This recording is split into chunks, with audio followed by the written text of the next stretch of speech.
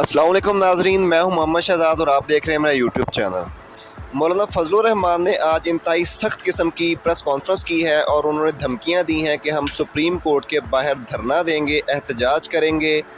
उसके जवाब में शेख रशीद ने एक वीडियो पैगाम जारी किया है जिसमें उन्होंने मौलाना फजलुर रहमान को मुंह तोड़ जवाब दिया है।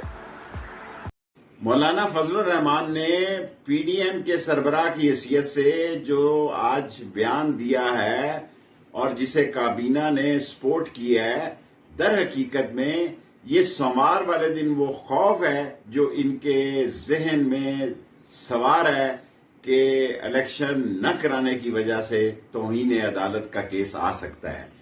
इनका पावर प्लग निकल चुका है, इनके रिंग पिस्टन बैठ चुके हैं, इनके प्लगों में कचरा है, लोग इनसे नफरत करते हैं।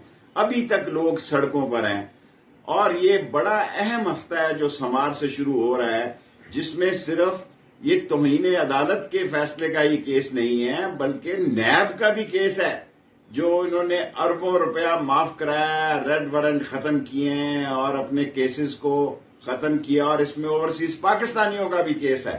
दर हकीकत इनको नजर आ रहा है कि सुप्रीम कोर्ट ने आइन और कानून और इंसाफ का आलम बुलंद कर लिया है। सारी कौम अदलिया के साथ है।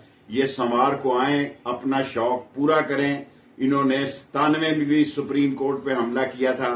आज सुप्रीम कोर्ट के साथ सारी कौम खड़ी है और इनको यहां भी शिकस्त होगी। इनका बयानिया खत्म हो गया है, इनको आईएमएफ से छुट्टी हो गई है। लोग महंगाई, भूख, आटे से मर रहे हैं। लोगों के पास बिजली, स्कूल, गैस, पानी के पैसे नहीं है और ये अपने इक्तदार से चिमटे रहने की आखिरी नाकाम कोशिश कर रहे हैं। ये 13